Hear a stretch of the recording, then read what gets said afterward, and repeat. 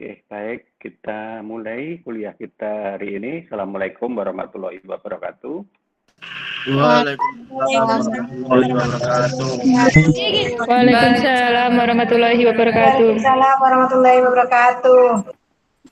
Oke, terima kasih atas kehadirannya di Google Meet. Hari ini pertemuan kita melanjutkan materi teori akuntansi yang sudah setengah semester kita selesaikan. Berdasarkan dari hasil evaluasi pada ujian tengah semester, ini tetap saya tidak akan membuka satu persatu ya, karena memang nggak mungkin kalau kita tidak buka satu-satu. Tapi secara akumulatif saja, bahwa apa yang sudah kalian sampaikan dari jawaban yang terkirim di classroom masing-masing kelas kemarin, itu ya variatif ya. Masih kalian yang dulu lah. Saya sebut masih kalian yang dulu itu ya karena karakteristiknya ternyata mau ngerjakan di kelas atau mau ngerjakan di rumah itu ya dalam pola yang mirip ya. Ya memang jawabannya sedikit lebih masuk akal. Namun polanya juga masih terklasifikasi menjadi 3 kelompok sebagaimana yang dulu pernah saya sampaikan ketika kita ketemu di mata kuliah sebelumnya. Kelompok yang pertama ya sudah memahami, ya, kelompok yang memang memahami maksud dari pertanyaan. Kemudian yang kelompok kedua itu setengah paham. Nah, setengah paham itu ya saya tidak mau bersuudzon ya. Semoga ya tetap walaupun setengah paham, tapi hasil kerjaannya sendiri. Dan yang kelompok ketiga itu terlihat tidak paham. Kenapa? Ya tidak paham itu ada 2. Yang pertama, tidak paham terlihat dari apa yang ditanyakan berbeda dengan apa yang dijawab. Ya. Kemudian yang kelompok 2 yang tidak paham itu, ya kayaknya ini kalau ini agak suudzon dikit ini ya. Kayaknya jadi makmum gitu ya. Sehingga ada yang menjadi imamnya dan diikuti apa adanya. Ya sudahlah, siapapun itu tidak perlu kita sampaikan, karena saya juga tidak tahu satu persatu itu, ini hanya sekedar evaluasi dari rata-rata jawaban yang sudah kalian sajikan di classroom kemarin. Oke, masih ada kesempatan setengah semester ke depan untuk memperbaiki cara. Karena cara ini kalau menurut saya adalah sesuatu yang paling penting harus kalian pelajari. Kita tidak sengaja melakukan itu dengan harapan memperoleh sesuatu yang lebih. Tapi di sisi yang lain, kadang kita juga tidak sadari bahwa apa yang kita lakukan itu justru akan merusak. Merusak motivasi yang seharusnya kita bangun. Karena untuk mahasiswa semester 7 seperti kalian ini, sudah tidak ada lagi besok. Hari ini adalah penentu. Jadi setiap hari di mana kalian jalani, itu adalah penentu. Karena kalian sudah masuk ke gerbang akhir dalam sebuah materi kuliah di S1. Apa yang kalian pelajari selama ini secara kontekstual sebenarnya tidak banyak nanti akan mendukung tugas akhir yang sebentar lagi kalian lakukan. Tidak banyak mendukung. Justru yang paling banyak mendukung adalah karakteristik yang kalian kembangkan dari apa yang sudah kalian lakukan dalam perkuliahan itu. Ya, karakteristik itu diterima dari habit kita dalam belajar. Nah, oleh karena itu kondisi menggantungkan pada pihak lain, mohon itu mulai dikurangi. Kalau bisa dihapus. Ya. Karena kita adalah kita. Di mana apapun yang kita lakukan, seperti apapun hasil yang kita peroleh, ya itulah kita. Supaya paling tidak kita bisa memberikan penjelasan kepada orang lain di luar sana tentang seberapa mampunya kita dalam suatu hal. supaya tidak salah ketika ada orang nanti yang akan menilai seperti apa kalian. Nah, sebentar lagi kalian butuh itu. Nah, oleh karena itu, apa yang saya sampaikan di sini lebih banyak tolong untuk diusahakan melakukan sesuatu berdasarkan kemampuan diri sendiri. Tidak usah dalam rangka untuk mencapai sesuatu yang lebih, kita justru tidak memunculkan kemampuan dirinya sendiri. Nah, karena hal ini nanti akan sangat kontradiktif ketika kalian harus mempertanggungjawabkan tugas akhir yang sekarang sedang kalian usahakan. Nah, oleh karena itulah kita masih ada waktu lah, walaupun tidak ada besok, tetapi setidaknya hari ini masih ada waktu untuk belajar bagaimana membangun habit, bagaimana menciptakan sebuah karakter, dan bagaimana memunculkan sebuah adab yang nanti akan berguna di kemudian hari. Lewat dari beberapa cara ketika kita berinteraksi dalam sebuah perkuliahan. Ya, apapun itu bentuknya. Oke, itu tausiah siang di pembuka materi kuliah teori akuntansi yang saat ini kita jalani. Oke, baik. Materi sudah saya share ke kalian bahwa pada kesempatan hari ini kita akan mencoba membahas tentang konteks dari sisi regulasi, ya. Konteks dari sisi regulatoris atas pembentukan teori akuntansi itu. Ketika kita bicara tentang regulasi, itu artinya kita bicara tentang aturan. Aturan tentunya ada pihak yang mengatur, ya kan? Yang namanya aturan itu pasti ada yang menciptakan dan ada yang mengendalikan. Kalau kita coba flashback dari beberapa penjelasan teori akuntansi sebelumnya, kita bisa menangkap pemahaman bahwa akuntansi itu tidak muncul begitu saja. Akuntansi itu muncul karena ada yang membentuk. Kalau kita bicara orang, kalau kita bicara tokoh, ya dalam sejarahnya kita tahu adalah yang namanya Lukas Pacioli. Tapi sebenarnya dia bukan aktor utama dalam sebuah akuntansi. Bukan. Lukas Pacioli itu hanya inisiator. Jadi kalian harus bisa membedain ya, mana aktor dan mana inisiator. Inisiator itu kalau dalam sebuah pertunjukan ya tim kreatif lah. Ya behind of the screen, dia tidak akan muncul gitu ya. Tetapi ide-idenya sangat diperlukan untuk menentukan arah. Ya, itulah kreator. Nah, kemudian dalam proses perjalanannya, akuntansi kemudian digunakan oleh banyak pihak. Dengan berbagai macam tujuan, dengan berbagai macam cara. Akhirnya terbentuklah akuntansi dari perspektif keilmuan, perspektif seni. Kemudian ada juga sampai mengatakan akuntansi itu menjadi sesuatu yang ya, mendarah daging dalam sebuah konteks organisasi. Nah, sehingga dari situ kita bisa simpulkan bahwa keberlanjutan dari akuntansi itu akan banyak mengalami persoalan, akan banyak menerima masukan atau mungkin evaluasi dari beberapa pihak yang menggunakan. Sehingga di sini muncullah beberapa nilai-nilai baru, beberapa kondisi-kondisi yang baru, yang tentunya membutuhkan kebijakan yang baru pula untuk tetap membawa akuntansi itu masih sama dengan apa yang dibentuk sebelumnya. Hanya berkembang, menyesuaikan dari kebutuhan pihak yang menggunakan. Nah, berangkat dari situlah, maka akuntansi itu harus ada yang mengendalikan. Karena apa? Karena kita tahu bahwa aktivitas transaksi itu berjalan sesuai dengan kebutuhan.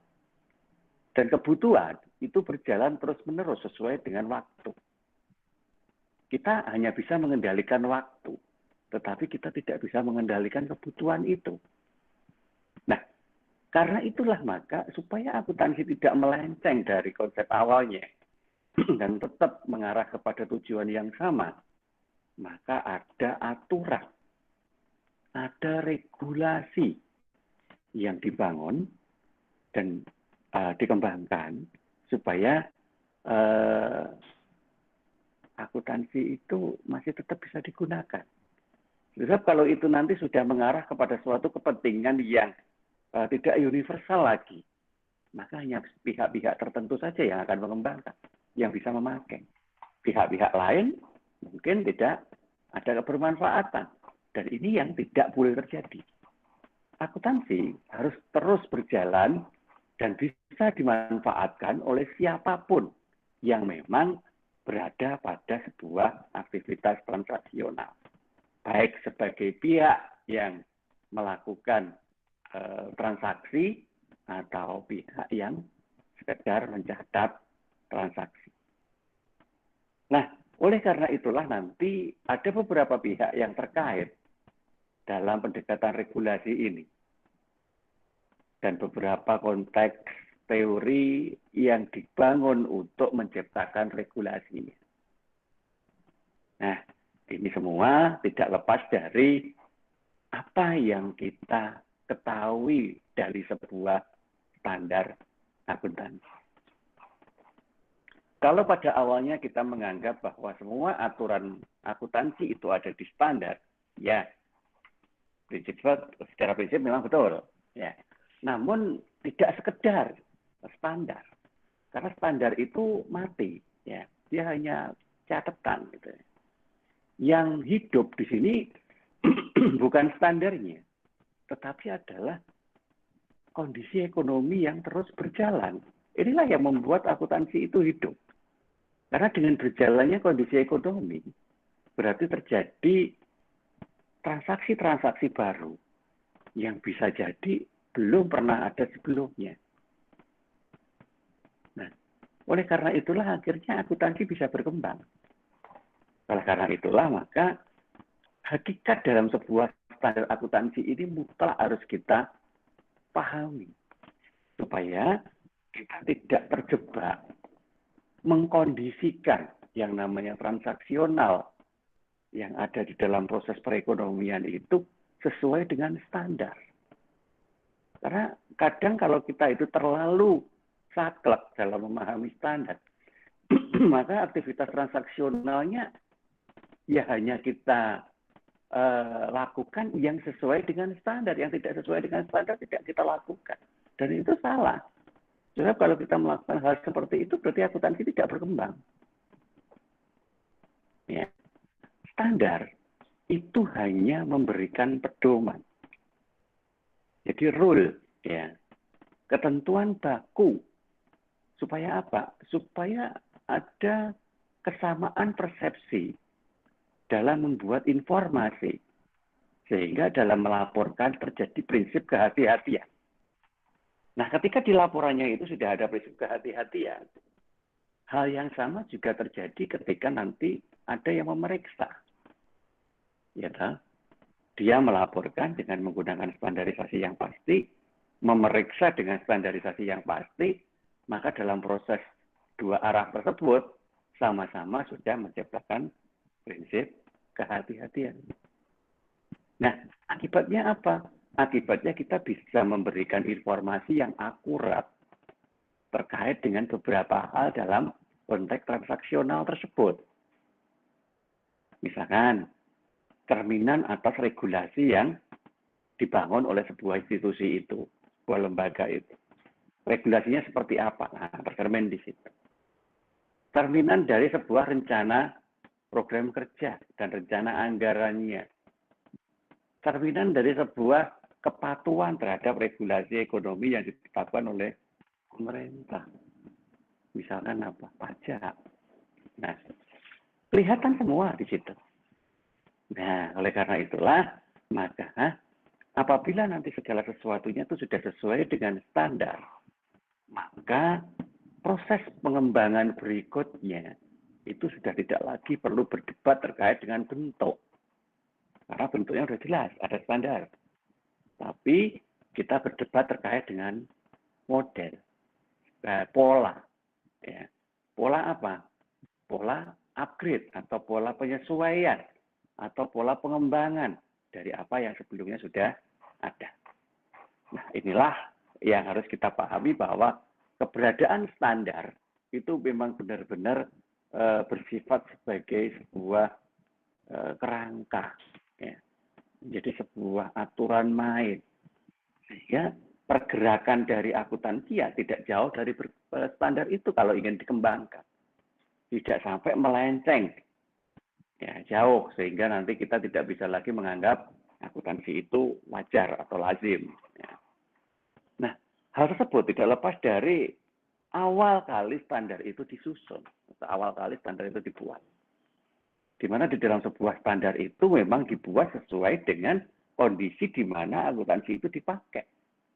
Sebagaimana dulu pernah saya sampaikan bahwa PSAK di Indonesia itu memang adopsi dari SFAC maupun SFAS yang diterbitkan oleh FASBI. Tetapi bukan berarti kok ditelan mentah-mentah gitu ya. Tidak. Tetapi kita sesuaikan dengan kondisi yang ada di Indonesia. Apa bentuk transaksionalnya? Seperti apa legalitas badan usaha organisasinya? Seperti apa kemampuan dari orang-orangnya? Pada siapa saja itu tadi laporannya dipertanggungjawabkan.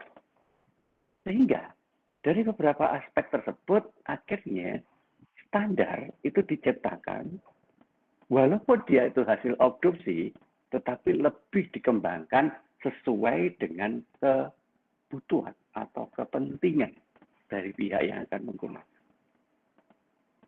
Bagaimana yang di situ saya sampaikan bahwa ada beberapa tujuan dalam menetapkan standar pada umumnya. Yang pertama adalah tentang ketepatan penyajian. Kenapa kok harus tepat? Karena memang keuangan itu merupakan sebuah peta yang mampu memberikan informasi terkait dengan kondisi yang terjadi pada kinerja perusahaan tersebut secara akurat. Nah, sehingga pihak yang nanti membutuhkan untuk dianalisis, paling tidak dia sudah memiliki yang namanya aturan baku yang diterapkan. Artinya, apa yang disajikan itu sudah layak untuk digunakan sebagai bahan evaluasi. Nah, oleh karena itulah maka harus ada konsistensi dari proses penyusunan laporannya.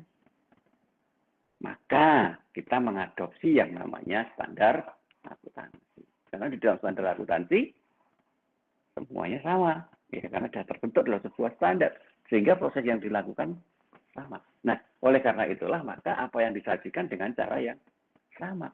Sehingga ketika dianalisis dengan cara yang sama, maka hasilnya pasti akan menggambarkan kondisi sesuai dengan realitas.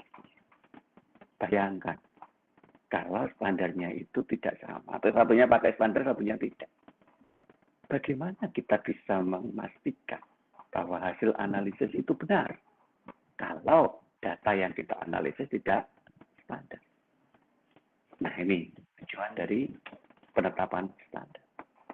Sehingga nanti kalau kalian itu menemukan sebuah lembaga atau sebuah organisasi yang membuat laporan keuangan belum sesuai dengan standar, berarti organisasi itu selama ini tidak pernah membandingkan apa yang dia lakukan dengan apa yang dilakukan oleh organisasi yang lain sejenis. Dia seperti kuda yang pakai kacamata, ya, hanya lihat ke depan tanpa pernah melihat kiri kanan. Sehingga apa yang terjadi? Maka seolah-olah dia paling benar, gitu ya. Pada saat dia mengalami keterpurukan, maka sulit untuk dievaluasi karena apa yang dia lakukan tidak bisa dikompar dengan pihak lain, sehingga tidak ada solusi yang bisa kita sampaikan. Karena tidak ada pihak lain yang pernah melakukan sesuai dengan apa yang dilakukan pihak tersebut. Nah ini. Oleh karena itulah maka tidak boleh hal ini terjadi. Memang betul melihat ke depan itu akan jadi sebuah fokus. Tetapi fokus yang abstrut kalau saya sebut. Abstrut itu ya apa ya, fata morgana. Karena apa? Kita tidak pernah melihat dari sisi yang berbeda. Nah, oleh karena itulah maka kita harus kembali ke kaidah konsep perekonomian kita. Bahwa di dalam proses berjalannya ekonomi itu sangat dipengaruhi oleh banyak aspek. Ya. Oleh karena itu beberapa aspek itu ya sama-sama harus kita pertimbangkan, harus kita perhitungkan. Karena apa? Karena orientasi kita sama, yaitu bagaimana masyarakat itu bisa sejahtera. Ya. Nah, oleh karena itulah maka supaya kita bisa mendapatkan masukan dari beberapa pihak lain yang melakukan hal yang sama, kita dapat berkembang dari apa yang menjadi pengalaman pihak-pihak lain yang sudah lebih dahulu melakukan apa yang kita kerjakan, maka kita harus sadari bahwa kita berjalan dalam sebuah konsekuensi ekonomi yang baik atau yang buruk. Ya, harus kita sadari. Jangan sampai kita tidak sadar kita itu berada pada sebuah konsekuensi ekonomi yang baik atau buruk. Ya. Nah, apa sih yang dipakai untuk indikator memahami dia baik atau buruk? Nggak usah banyak-banyak, cukup kesesuaian dengan apa yang kita lakukan. Selama kondisi perekonomian itu sesuai dengan apa yang kita lakukan, berarti memang kita sudah berusaha untuk membuat justifikasi ya, tujuan kita sejalan dengan apa yang jadi pendanaan dalam pembangunan ekonominya. Nah, itu sudah cukup. Berarti kita berjalan pada arah yang sama dengan berkembangnya ekonomi saat ini. Ya. Tapi kadangkala hal tersebut sering menciptakan suatu ketergantungan. Ya, kalau menurut saya. Ketergantungan di mana kita akan mengerjakan itu secara berulang-ulang. Jadi kita tidak lagi perlu berpikir jauh, ya, karena pola yang kita kerjakan itu selalu sama dari waktu ke waktu. Ngomong diingi yang ngono ya wes, aku nerusnya apa sih dilakukan orang kemarin. Nah, seringkali kita terjadi seperti itu. Apalagi kalau seorang pemimpin atau pimpinannya itu sudah kadung enjoy pada satu skema, satu pola. Nah, enak pola itu. Saya sudah paham, saya sudah bisa berkreasi, saya sudah bisa mengambil keputusan. Sehingga ketika pola itu berubah, ya dia bingung juga. Akhirnya dia tidak mau berubah. Istilahnya dulu adalah status quo. Ya. Terus ngene penak wis. Ngapa berubah-ubah? Apa sing digoleki? Nah, bisa jadi kondisinya akan kejebak pada situasi seperti itu. Padahal kita harus sadar loh, bahwa tidak ada satupun di luar sana itu yang tidak berubah. Bagaimana kita berada di tengah-tengah perubahan yang ekstrim terjadi dalam cara berpikir yang tidak mau berubah. Nah, ya, coba. Kita nggak mau berubah, padahal di luar sana semuanya berubah. Itu ibarat kepiting gitu ya. Kalau saya katakan. Kepiting itu adalah hewan yang paling emosional. Ya. Kenapa saya sebut emosional? Ya karena dia digoda sedikit aja marah gitu kan. Kalau nggak percaya coba aja. Kepiting itu taruh kayu di dekatnya. Pasti dia akan meraih kayu itu dan berusaha mencapitnya. Karena dia merasa punya kekuatan untuk mengalahkan apapun yang mendekat. Nah sehingga ketika orang masak kepiting, ya ingin memanfaatkan kepiting itu sebagai makanan, maka ya tidak kemudian disamakan caranya dengan hewan lain. Ikan sih ditangkap, dibegapi, kemudian digoreng, direbus, beres gitu ya. Kepiting mana bisa? Maka kalau digituin maka kepiting akan melawan dan ketika melawan nanti bisa jadi ada bagian dari kepiting itu yang terputus atau terpotong yang nanti tidak utuh. Nah, oleh karena itu cara masaknya si kepiting itu kan tidak begitu caranya. Tetapi dengan cara direbus. Pada awalnya si kepiting itu enjoy aja di dalam panci. Ya, dianggap itu rumah, gitu kan. Dia tidak mau masalahnya itu melompat dari panci itu. Mau dibiarin pun ya tetap di situ. Tahu-tahu apa? Panci itu berubah jadi panas dan kemudian ya direbuslah kepiting itu. Jadi merah kayak kepiting rebus gitu kan. Nah, itu kenapa terjadi? Ya itu suatu bentuk di mana kita tidak pernah berusaha untuk berubah. Padahal kita tahu bahwa di luar sana kondisinya berubah.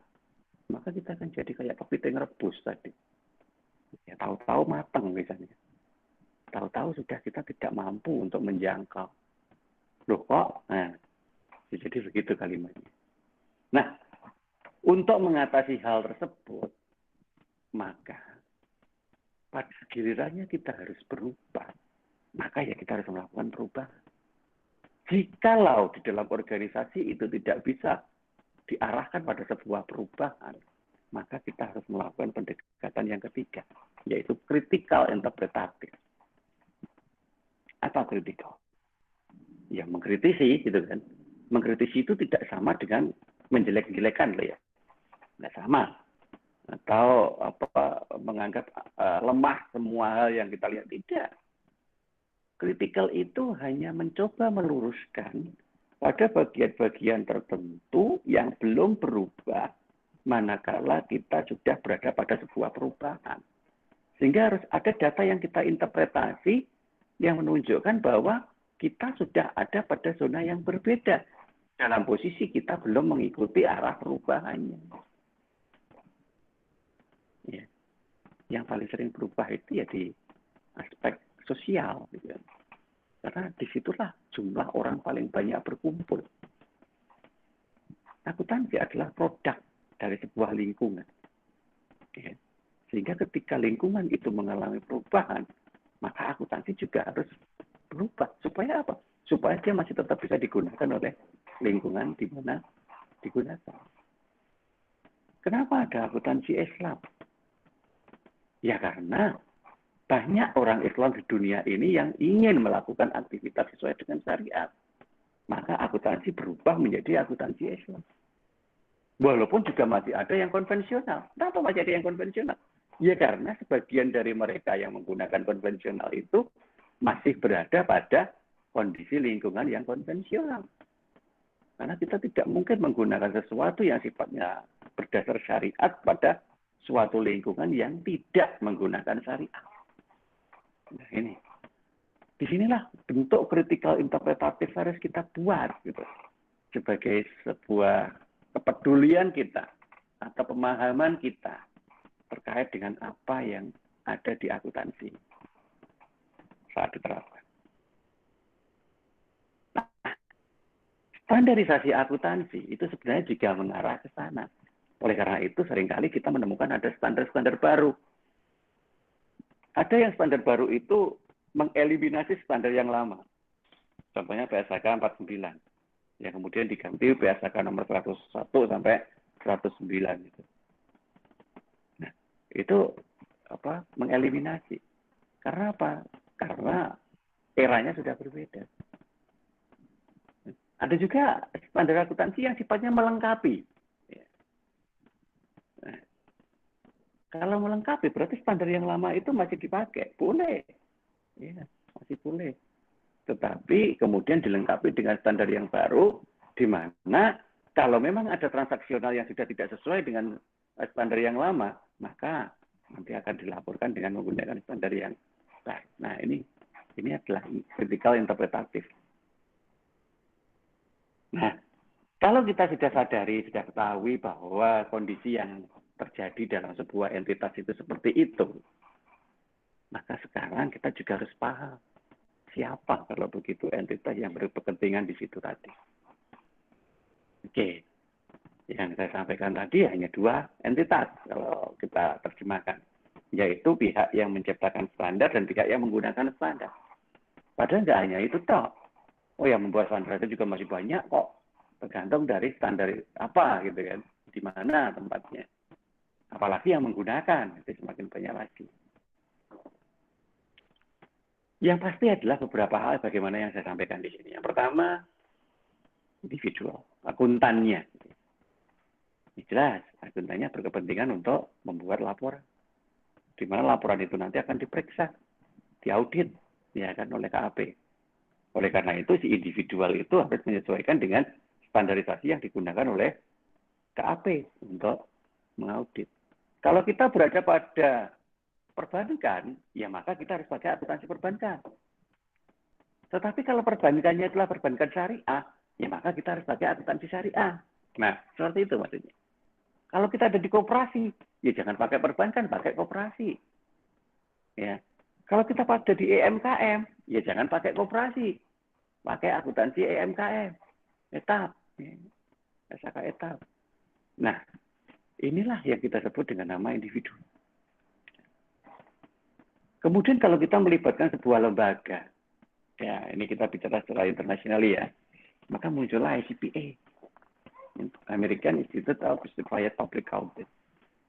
Ya kalau di Indonesia ya akuntan publik lah, ya. Akuntan publiknya misalnya. Cuman kalau di Amerika itu dipisahkan antara akuntan publik yang nanti berkepentingan untuk mengaudit dan akuntan profesi di bagian pelaporan keuangan. Gitu. Ada lembaganya sendiri-sendiri. Oke. Nah, yang mengurusi penuh terkait dengan laporan keuangan itu dimulai dari dulu ada AAA itu, American Accounting Association. Tapi kemudian bubar dan diganti dengan FASB, Financial Accounting Standard Board. Ya. Nah, kemudian FASB bekerja sama dengan ICPA membangun yang namanya SEC, Securities and Exchange Commission, atau di Indonesia namanya BAPEPAM, dan pengelola pasar modal. Nah, sama kepentingannya, cuman melihat dari sisi yang berbeda. Nah, oleh karena itu, maka apa yang akan digunakan itu juga berbeda. Tetapi orientasinya sama, punya tujuan yang sama. Nah, itu adalah beberapa entitas yang nanti akan terkait di situ. Untuk lebih jelasnya, apa yang saya sampaikan tadi, bisalah dibaca di beberapa slide berikutnya ini ya. Oke, ICPA. Nah ini, dalam ICPA itu nanti ada yang namanya Accounting Standard Executive Committee, ya, dan Auditing Standard Executive Committee. Ya, sama dengan IAI di Indonesia. Ada kompartemen akuntan publik dan ada kompartemen akuntan umum, ya. Oke, sama. Nah, kemudian aturan yang dibuat juga beda-beda, gitu ya. Beda-beda. Oke, nanti bisa dibaca sendiri. Gitu. Itu sejarah. Kemudian AAA juga begitu. Ini ya, juga sejarah, nanti bisa dibaca. Oke, pengertian dasar aja. Nah, kemudian muncullah FASB, ya. FASB itu adalah pengganti APB. APB itu adalah rename-nya dari AAA tadi ya. Jadi kalau tadi AAA itu kan lebih banyak ini dikembangkan oleh seorang akademisi. Malah begitu. Cuman ketika praktisi itu sudah masuk, ternyata akademisi itu juga harus melakukan penyesuaian. Nah, sehingga akhirnya berubah menjadi APB waktu itu. American Publishment Board. Kemudian APB disempurnakan lagi menjadi FASB, Financial Accounting Standard Board. Nah, ternyata lebih banyak mengarah ke situ aktivitasnya. Ya. Ini ada beberapa penyebab ya kenapa APB kemudian bergeser menjadi FASB. Nanti bisa dibaca di situ. Pada prinsipnya, FASB itu kecenderungannya lebih mengarah kepada penyusunan standarisasi. Kalau tadi kita melihat AAA yang mayoritas akademisi, dia masih mengembangkan teori. Ya. Kemudian bergerak menjadi APB tadi, sudah ada beberapa praktisi masuk, maka teori dan aplikasi kemudian bertemu. Tetapi dalam posisi hanya membuat informasi laporan keuangan pada masing-masing tempat. Artinya berbeda antara satu tempat dengan tempat yang lain. Nah, kemudian disadarilah harus ada standar. Akhirnya APB berusaha membangun standar. Tapi karena APB itu lebih banyak didominasi oleh praktisi, maka standar tidak terbentuk. Ya, akhirnya meleburlah APB itu menjadi FASBI. Nah, kenapa? Karena orientasinya beda. Yang semula hanya mengawal proses penyusunan laporan keuangan, sekarang harus mengarah kepada proses penyusunan laporan keuangan yang berstandar. Ya, makanya harus ada pihak yang memikirkan bagaimana standarisasinya itu nanti harus dibangun, harus dibuat. Ya. Nah, oleh karena itulah maka anggota FASBI terdiri dari CPA, ya, Certified Public Accountant, dan juga beberapa praktisi dari berbagai macam posisi, ya, bisa praktisi pemerintah, bisa praktisi industri, bahkan ada juga praktisi pendidikan. Ya. Beda ya, akademisi dan praktisi pendidikan lain.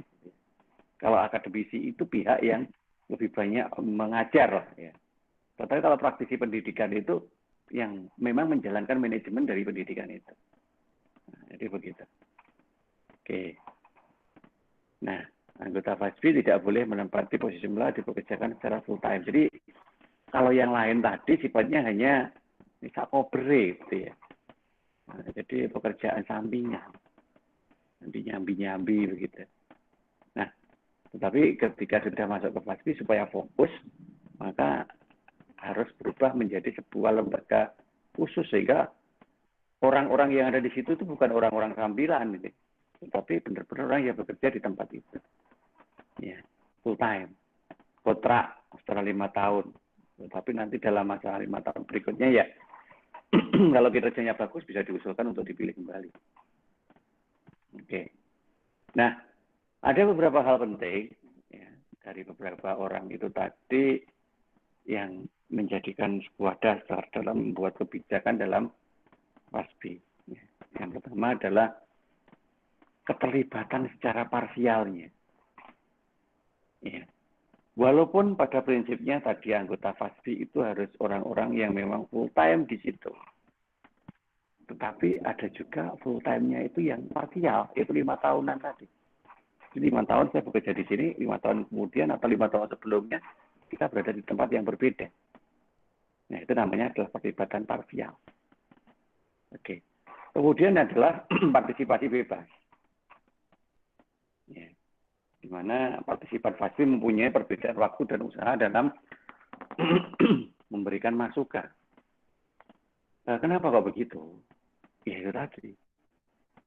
Walaupun memang dia itu time di situ, tetapi ada beberapa hal lain terkait dengan akuntansi yang dia pahami itu yang sedang dia jalani. Ya, bisa jadi dia menjadi konsultan di tempat lain, auditor di tempat lain. Ya, yang jelas dia tidak bekerja pada sebuah lembaga lain, gitu. Tapi hanya sekedar temporary saja aktivitasnya itu.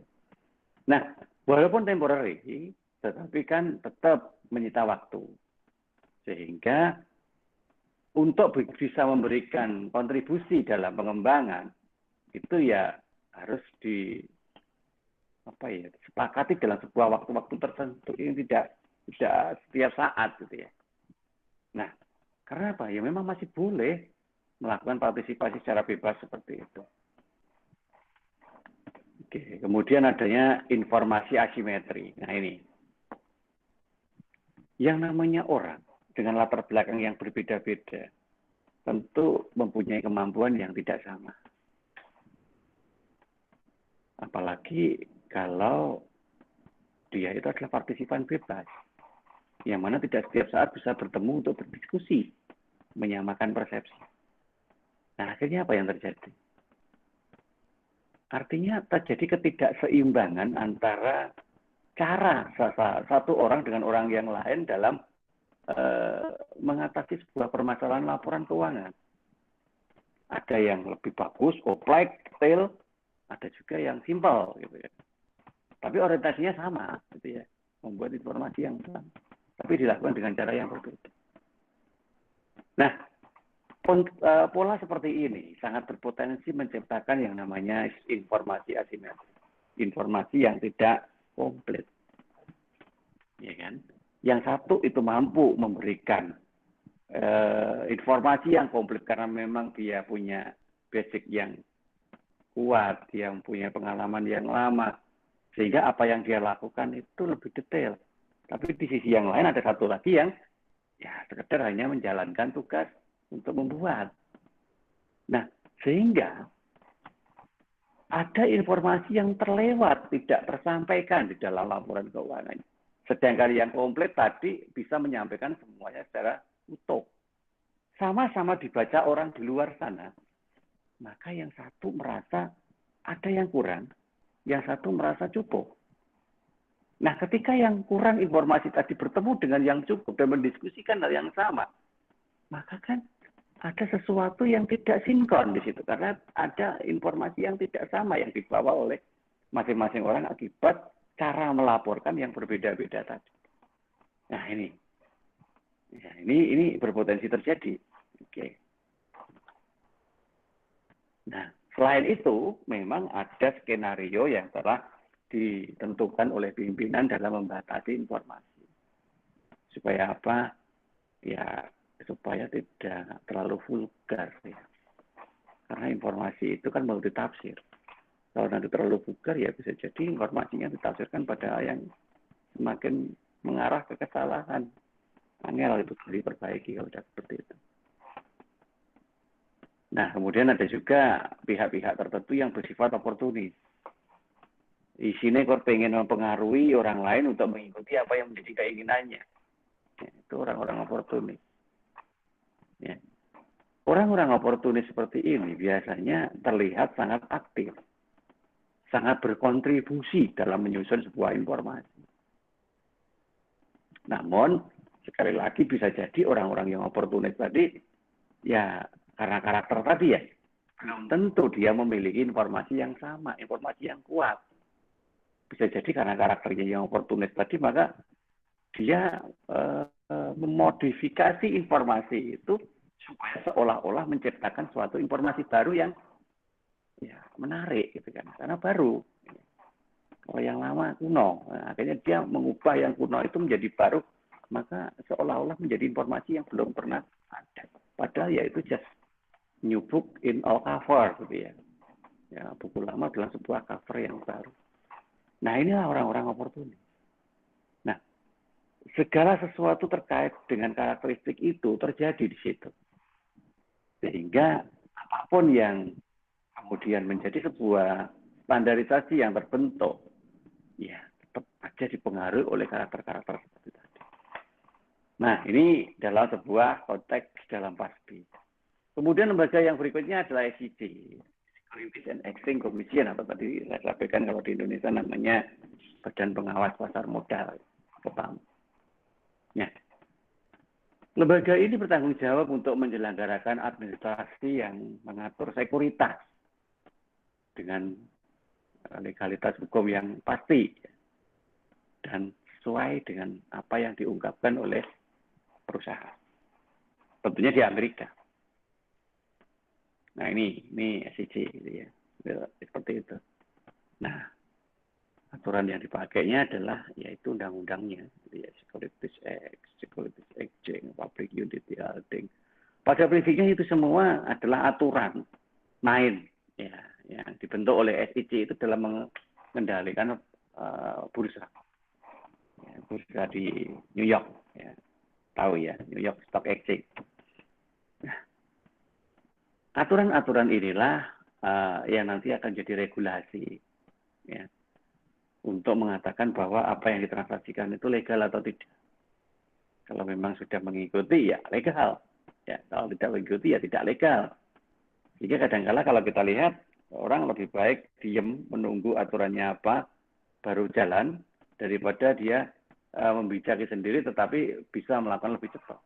Nah, dia lebih baik menunggu, ya, supaya apa? Karena ini hubungannya dengan legalitas. Nah, legalitas.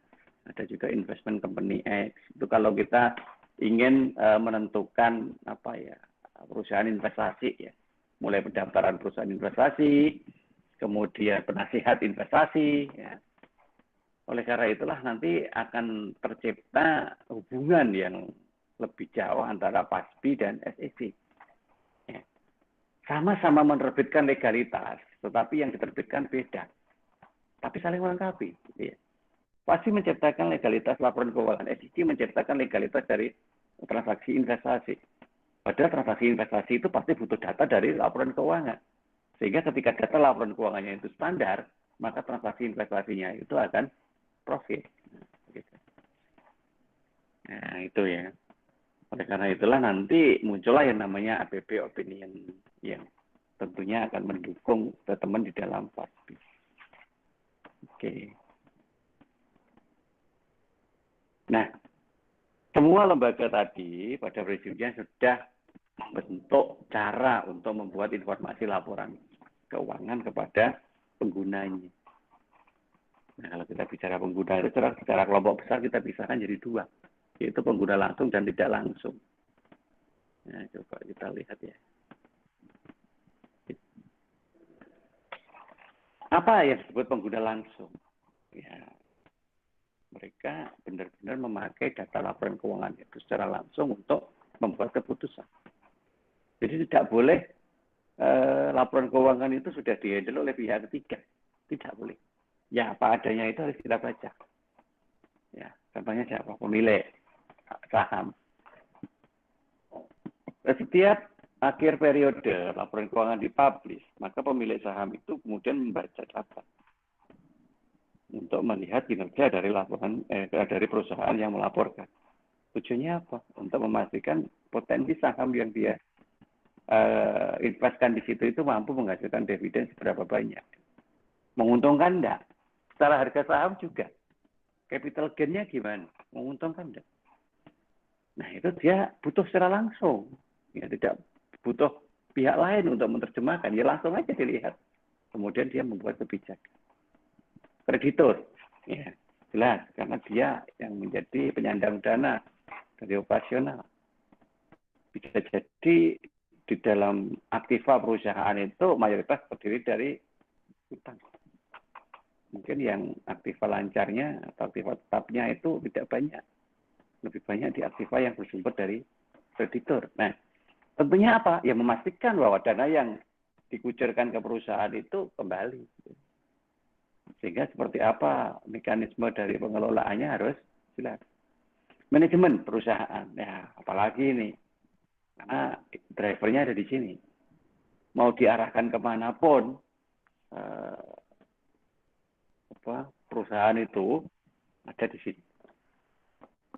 Karena arah itulah yang nanti akan menciptakan hasil.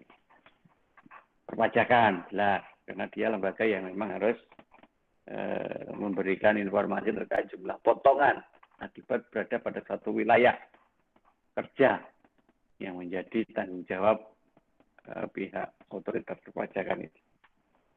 Pekerja, jangan dilupakan. Kadang kita sudah enjoy menghasilkan, pekerjanya dilupakan. Kita seringkali memarginalkan mereka. Di dalam waktu yang panjang, lama, tidak ada perubahan. Padahal situasi ekonomi berubah. Ya, apa yang terjadi? Ketidakcukupan. Ketika terjadi ketidakcukupan, maka si pekerja itu akan melirik pekerjaan yang lain untuk mencukupi. Dan akhirnya mengorbankan waktu pada pekerjaan utama. Nah, konflik.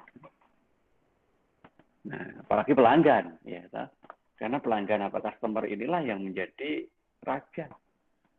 Raja dari sebuah industri adalah pelanggan, ya, customer.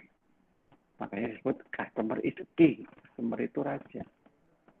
Nah, maka apapun yang menjadi keinginan customer ya harus kita penuhi. Nah, itu langsung. Ya, sekali lagi kenapa disebut langsung? Ya karena data itu rentan langsung berhubungan dengan pihak-pihak tersebut. Sehingga ketika ada suatu hal yang terjadi pada pihak tersebut, maka berpotensi langsung secara cepat mengubah kondisi dari keuangan perusahaan. Beda dengan yang pengguna tidak langsung. Kalau pengguna tidak langsung itu sifatnya hanya mediator gitu ya. Nah, namanya mediator, dia ya fungsinya ya sebatas memberikan komen. Ya. Contoh analis. Dia memberikan komen dari sisi analisnya. Dia menganalisis data laporan keuangan itu dan memunculkan sebuah hasil sesuai dengan kriteria tertentu yang kemudian bisa memberikan resume atau review terkait dengan data. Saham itu sebenarnya juga pihak yang menjadi indikator atas kesuksesan. Suatu perusahaan yang transaksional harga sahamnya itu cepat meningkat, menunjukkan bahwa kinerja dari operasional usaha itu telah sesuai dengan kondisi perekonomian negara setempat. Walaupun kinerjanya bagus, tetapi tidak sesuai dengan kondisi perekonomian, ya hancur juga. Kayak kasusnya Danone kemarin itu, gara-gara Perancis. Ya, sebenarnya kan tidak ada hubungan langsung gitu. Nggak ikut-ikutan bikin masalah, tetapi kena imbas dari masalah. Nah, ini efek dari penggunaan tidak langsung. Pengacara juga begitu, yang salah siapa, yang membela siapa. Ya, seperti itu. Memang karena memang aktivitasnya hal-hal seperti ini. Dia adalah pihak lain yang membantu. Pihak yang berwenang, asosiasi dagang, serikat pekerja. Itu hanya mediator. Ya. Mediator yang memang tugasnya mencoba membantu supaya apa yang ada pada rule-nya itu tetap bertahan. Nah, oleh karena itulah akhirnya nanti kelompok yang tercipta, yang kita sebut dengan nama konstituen, yang bermaksud menggunakan laporan keuangan dengan pola yang sama arahnya, itu terdiri dari beberapa aspek ini. Ya, kalau kita simpulkan ya. Ada investor ya, baik yang terdiversifikasi maupun yang tidak terdiversifikasi. Ada juga investor yang aktif dan pasif. Terdiversifikasi tahu sih. Diversifikasi itu ketika dia memiliki portofolio dalam investasinya. Jadi dia ngambil ini dengan alasan ini, kemudian ketika dia menguntungkan jual, mengambil lagi yang lain, jual, menguntungkan, mengambil lagi yang lain. Dan alasannya macam-macam gitu kan. Ya. Itu namanya adalah konstituen dari pihak yang terdiversifikasi. Atau juga yang tidak terdiversifikasi ketika dia hanya menjalani satu instrumen. Fokus pada usaha dagang. Ya sudah. Itu berarti pihak yang tidak terdiversifikasi karena dia tidak akan terpengaruh oleh perubahan kondisi di perusahaan manufaktur. Karena fokusnya nggak ke sana. Oke, investor juga begitu, ada yang aktif, ada yang pasif. Kalau yang aktif itu ya transaksionalnya itu cepat putarannya. Kalau yang pasif itu beli satu disimpan terus nggak pernah diapa-apain. Nah, itu pasif. Ya. Profesional, non profesional. Profesional itu bukan berarti kepandaian loh ya, bukan. Profesional itu ketika sesuai atau tidak sesuai dengan apa yang dia kerjakan. Disebut seorang profesional itu adalah orang yang menyampaikan sesuatu yang sama dengan apa yang dia kerjakan. Jika pasti bagus gitu ya. Ya kalau tidak profesional gimana? Ya dia menyampaikan sesuatu yang bukan menjadi pekerjaannya, bukan jadi keahliannya. Itu tidak profesional. Kemudian perantaranya siapa? Analis. Analis menghubungkan antara data perusahaan dengan pihak yang akan mengambil keputusan. Agen pemeringkat obligasi, ya itu pihak yang nanti akan mencoba mengurutkan berdasarkan dari analisis para customer tadi, obligasi yang mana yang masuk kategori yang paling tinggi dan mana yang sedang, mana yang rendah. Ada pemeringkatan, di mana pemeringkatan itu juga tidak akan berlaku lama. Dia terus fluktuatif, berubah-ubah. Sehingga ketika kita akan mengambil keputusan, ya kita harus berikan ring waktu tertentu supaya perubahannya itu tidak besar. Kemudian regulatornya, ya ada FASB, ada SHC, ada Kongres. Kongres itu adalah sebuah pertemuan, kalau di koperasi namanya RAT, itu ya, rapat anggota tahunan. Nah, itu Kongres. Ada pihak manajemen sebagai pengelola dan tidak lupa ada auditor yang memeriksa. Nah, itulah beberapa konstituen dari lingkungan pelaporan keuangan. Artinya apa? Ya ada itu semua di sekitarnya. Kalaupun itu tidak ada, berarti tidak atau belum kelihatan saja. Masih diem. Tapi pasti ada, nggak mungkin enggak. Nah, kemudian siapa yang berwenang kalau begitu untuk menciptakan standar atau menetapkan? Ada beberapa dasar yang nanti kita akan gunakan untuk membahas tentang keberwenangan itu tadi. Misalkan tentang teori regulasi, teori tentang pasar bebas, kemudian pendekatan regulasi sektor akuntansi di swasta. Nah, swasta sama sektor publik itu beda. Ya. Hal publik lebih dominan dipengaruhi oleh anggaran negara. Kalau swasta itu ya nyari sendiri. Oke, kita coba bahas satu persatu. Pertama adalah ketika kita bicara tentang teori regulasi. Teori yang dipakai untuk menentukan regulasi itu ada dua. Yang pertama adalah teori kepentingan publik. Jadi regulasi diciptakan berdasarkan dari keinginan mayoritas masyarakat. Tidak boleh regulasi itu diciptakan karpe dewe gitu ya. Apa sih pakai? Dia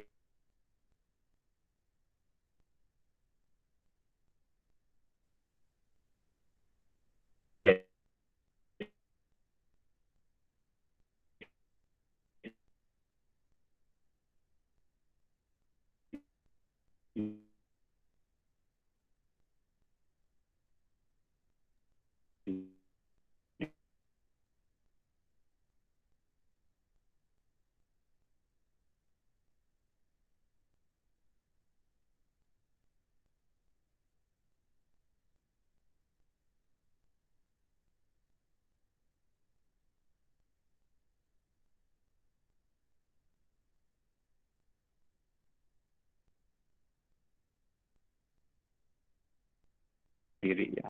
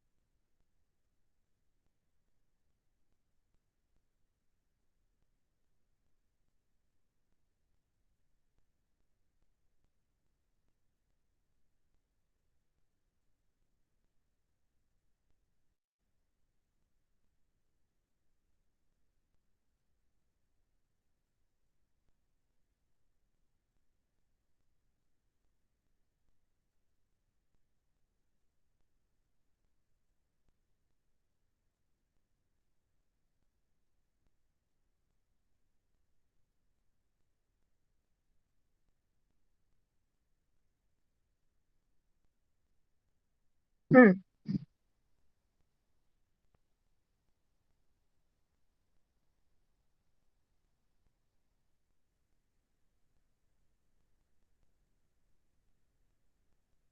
Wis sampai toh, Cah? Urung. Pak Arif keluar no.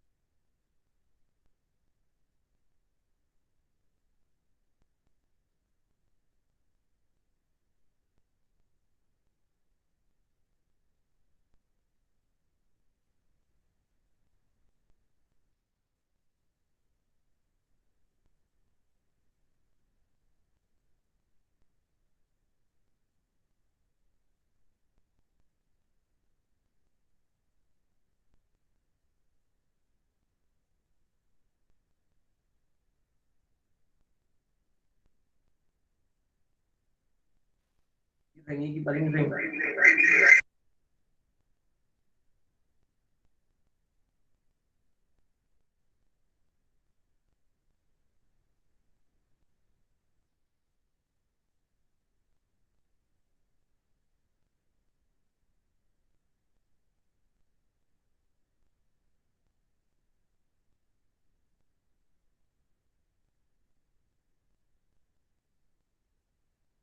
Terakhir bawa ya saiki wae kasih janjian. Iki sendiri.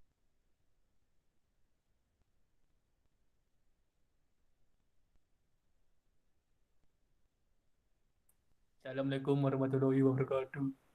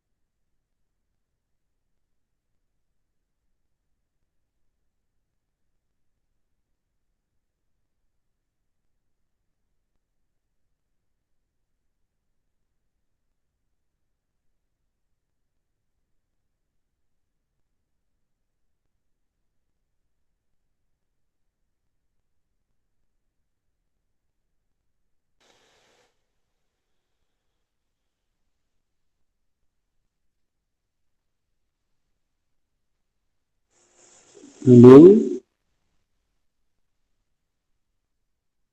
halo,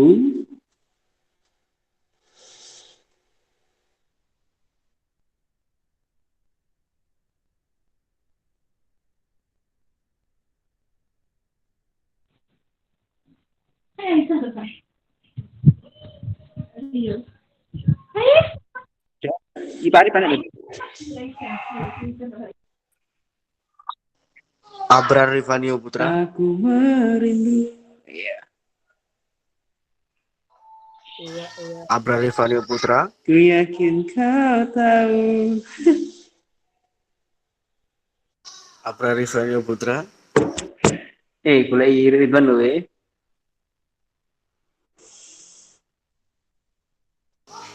Diam kau.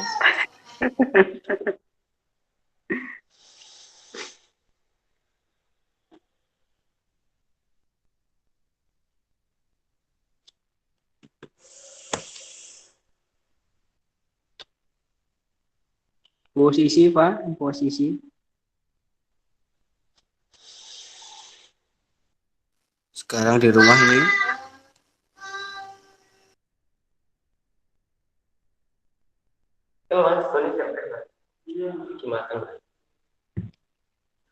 Ngomong dulu. Ayo mabar.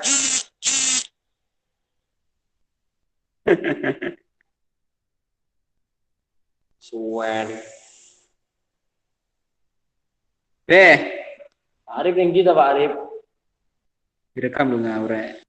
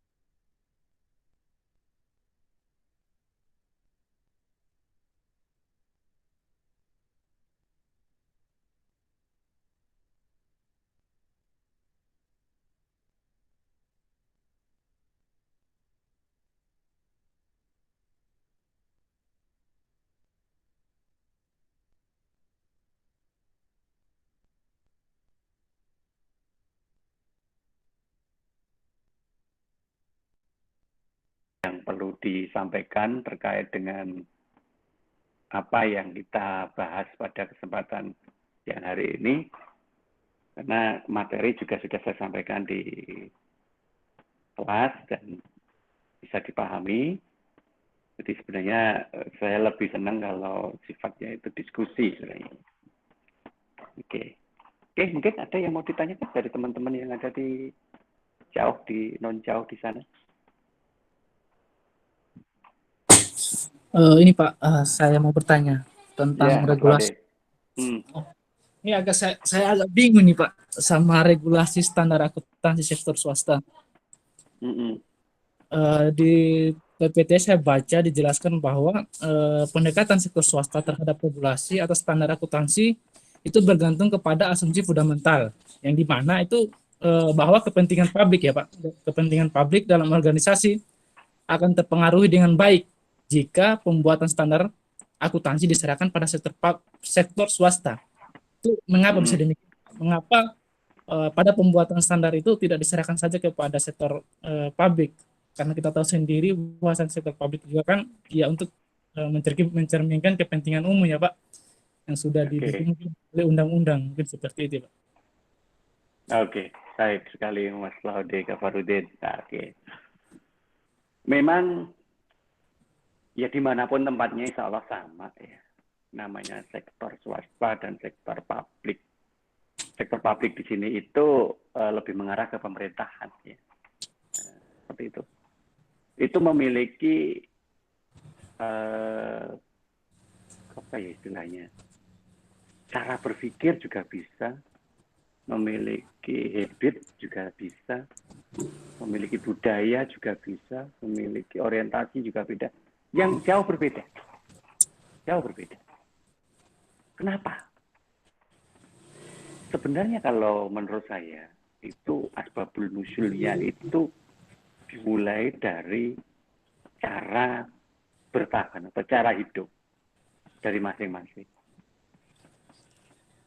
Publik, namanya juga publik ya, itu sudah dijamin oleh masyarakat. Masyarakat itu sudah mempercayakan kepada negara. Ya, maka akhirnya tanpa dia banyak melakukan aktivitas apapun, dia masih tetap jalan. Gitu ya. Misalkan sektor publik di sini adalah pemerintah. Kita tahu sendiri bahwa dana yang dikelola oleh pemerintah bersumber dari pajak. Pajak bersumber dari masyarakat. Artinya masyarakat itu mendukung negara, kemudian menghasilkan suatu jumlah yang nanti bisa dipakai bersama untuk mengembangkan. Nah, dari situ, sektor publik tidak memiliki sebuah, apa ya istilahnya, daya juang, orang saya sebut. Daya juang seperti di swasta.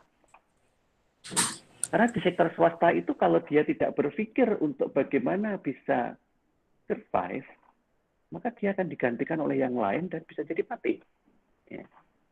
Sehingga cara berpikirnya itu tertantang untuk bisa lebih mengoptimalkan sesuatu yang dia miliki dan mencapai optimalisasi baru dengan strategi-strategi yang terus dikembangkan. Nggak usah kita pungkiri aja kalau kita melihat suatu lembaga gitu ya, yang dikelola swasta dan dikelola pemerintah. Sekolah itu aja deh, karena kita juga sama-sama di sekolahan gitu ya. Sekolah swasta sama sekolah pemerintah. Ya kalau sekolah pemerintah itu sudah dalam bentuk sekolah yang sangat tua atau memang sudah sangat besar, lain cerita. Sama-sama di Ponorogo aja. Sama-sama di perguruan tinggi. Sekolah pemerintah anggaplah diwakili oleh IAIN. Sekolah swasta kita wakili di PTM, Perguruan Tinggi Muhammadiyah. Oke, kita bandingin aja sekarang. Kita berkompetisi antara PTM di Ponorogo dan IAIN di Ponorogo. Itu skop yang sederhana. Ya, tingkat kompetitornya seperti apa? Bahkan saat ini kita belum menganggap IAIN itu sebagai kompetitor. Ya, karena kompetitor kita itu bukan. Karena memang orientasinya beda. Atau se-Indonesia lah. Kita lihat perkembangan PTM se-Indonesia di sektor swasta dan IAIN di seluruh Indonesia. Yang jadi UIN itu berapa? Nah, enggak banyak. Tapi mayoritas PTM ya universitas gitu ya. Nah, itulah karena daya juang yang dimiliki oleh sektor swasta itu lebih kuat. Nah, daya juang inilah yang saya sebut dengan nama asumsi fundamental. Ya, asumsi fundamental. Sehingga sektor swasta lebih berpikir komprehensif daripada sektor publik. Karena publik hanya berpikir bagaimana dia melakukan aktivitas. Sehingga yang menjadi rule of the game-nya hanya bagaimana dia melakukan sesuai dengan kebutuhan. Tetapi rule of the game di dalam sektor swasta itu 2 kali lipat lebih banyak. Yaitu mengarah kepada bagaimana dia bisa survive. Survive itu tidak sekedar bisa makan, gitu kan? Tidak. Tapi survive itu lebih mengarah kepada kompetisi yang unggul. Karena orang mau ke swasta kalau dia sudah memiliki kompetisi yang unggul. Akhirnya bisa dibanggakan. Gitu. Nah, karena terbiasa melakukan hal-hal seperti itu, maka organisasi sektor swasta itu memiliki kepentingan yang lebih dalam, lebih detail. Dan tidak sama dengan kepentingan pada sektor publik yang ya istilah saya menjalankan sesuai dengan program. Ya, menjalankan sesuai dengan program, tidak ada pengembangan. Programnya apa, jalanin aja. Jadi ya sekedar lewat gitu aja ya. Tapi kalau swasta tidak. Karena dia tidak hanya sekedar menjalankan. Kalau sekedar menjalankan besok akan tertabrak oleh sektor swasta yang lebih kompetitif. Ya. Berarti dia harus apa? Mengembangkan. Nah itu. Nah karena itulah maka cara berpikirnya oleh pendekatan sektor swasta dalam mengatur regulasi itu lebih kompleks daripada sektor publik. Nah, oleh karena itulah kenapa untuk regulasi standar akuntansi sektor swasta itu lebih kuat karena urusannya dengan survivalitas tadi. Sedangkan kalau regulasi sektor publik itu lebih simpel karena urusannya hanya sekedar melakukan aktivitas. Karena dia diam aja survive kok, hidup ya, nggak ngapa-ngapain aja hidup. Nah, seperti itu. Beda dengan swasta, yang memang dia terus harus berjalan, harus move on. Karena kalau dia itu tidak move on, maka akan digantikan oleh sektor swasta yang lain yang terus melakukan move on. Nah, sekali sektor swasta itu digantikan oleh sektor swasta yang lain, maka ya, regulasinya ya akan berubah gitu ya. Akan berkiblat pada sektor swasta yang baru yang lebih kuat. Nah, kalau sektor publik tidak. Ya, kita buat contoh yang lain aja lah, banyak gitu ya. Ya, sejelek apapun yang namanya pelayanan pada sebuah lembaga sektor publik, karena memang yang bisa ngelayanin cuma itu, maka kita tidak akan bisa pindah ke pelayanan yang lain. Nah itu contohnya, gitu ya, itu contohnya. Nah oleh karena itu sekarang mulailah terjadi swastanisasi publik, istilahnya begitu. Casingnya sih publik, tetapi yang membuat aturan, membuat legalisasi, yang membuat regulasi, itu adalah hasil kreator dari swasta, yang kemudian diinjek atau diimplementasikan pada publik. Sehingga publik sekarang sudah mulai berbenah lebih baik. Nah itu kalau dikembalikan lagi ke publik ya, akan selamanya mungkin gitu ya. Nah karena sudah dikolaborasi oleh sektor swasta, apalagi pabriknya pun sekarang dipecah, ada juga yang pabrik BUMN gitu ya, milik negara gitu ya. Nah, seperti itu berarti ya memang semakin kelihatan sebenarnya itu adalah pabrik tapi rasa swasta. Ya, seperti itu Mas Oke. Oke, ada pertanyaan lagi?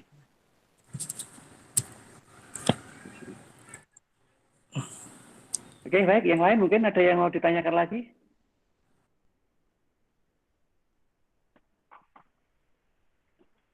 Terus kalau kabar? misal Ya. dari segi kalau dari segi keunggulan dari sektor akuntansi swasta itu bagaimana, Pak? Secara prinsip akuntansi tidak ada bedanya antara sektor swasta dan sektor publik. Tidak ada bedanya. Prinsip loh ya. Tapi kalau dalam konteks teoritisnya ya lain. Karena akuntansi sektor swasta itu ya akuntansi keuangan itu gitu ya. Karena kita pelajari ini kan akuntansi sektor swasta sebenarnya kalau kita sebut dari aspek sektor gitu. Akuntansi keuangan konvensional itu loh. Sedangkan kalau sektor publik ya pemerintah, akuntansi pemerintahan itu. Kalau kita dasari dari teori akuntansi, kemarin sudah kita bahas itu. Kalau sektor publik itu kan teorinya berdasarkan dari fund teori, ya teori pendanaan. Jadi sifatnya hanya mengimplementasikan dari dana yang bersumber dari bantuan hibah atau subsidi. Ya, jadi tidak minta juga diberi gitu kan. Karena memang sudah menjadi sebuah rutinitas. APBN pasti akan mengirimkan sejumlah dana dalam bentuk DAK maupun DAU ke pemerintah daerah. Terlepas dari berapa besarnya PAD masing-masing daerah itu. Sehingga apa yang dijadikan dasar? Ya, bagaimana pemerintah daerah itu menghabiskan ya kan, dana yang tadi disampaikan. Kalau tidak ada tidak habis, ada lebih anggaran, maka itu kan akan kembali ke kas negara. Kalau misalkan diberi 10, kemudian ternyata hanya mampu menggunakan 7 misalnya, berarti kan 3 kembali. Tahun depan dia tidak akan dikasih 10, tapi dikasih 7. karena kemampuannya dianggap hanya mampu sebesar 7. Dan dihabiskan lagi, ya sudah, begitu terus. Dan itu pasti, kalau dihabis, salah, gitu kan. Makanya di bulan-bulan seperti ini banyak aktivitas yang menghabiskan anggaran. Tapi kalau di sektor swasta tidak. Ya kan apa? Ya karena sektor swasta itu berpikir akumulatif bahwa tidak ada pihak lain yang akan mensubsidi. Sehingga dia berpikir tentang profit dan saving. Ya, ketika dia menghasilkan profit, maka dia nge-save profitnya itu. Nge-save-nya kemana? Ke laba ditahan. Ya kan? Nambah modal. Artinya berkembang. Terus kalau nanti terjadi seperti itu akan mengalami kondisi seperti itu terus. Nah, kemudian rapatnya ada di mana? Ya, penilaian publik, penilaian masyarakat, maksudnya publik itu, penilaian masyarakat. Di sektor apa? Harga saham. Di mana ketika suatu lembaga sektor swasta itu profit tinggi, dengan pertumbuhan laba yang besar, pertumbuhan modal yang besar, maka dianggap dia kinerja keuangannya bagus dan sangat sehat. Sehingga nilai sahamnya juga merangkak naik. Nah, berarti publik banyak yang percaya, masyarakat banyak yang percaya untuk naruh investasinya di sana. Nah, dari situ aja dia kelihatan bahwa akuntansi sektor swasta itu orientasinya untuk menghasilkan informasi yang sifatnya mengembangkan nilai. Sedangkan kalau sektor publik sifatnya adalah menggunakan dana. Nah, bedanya ada di situ.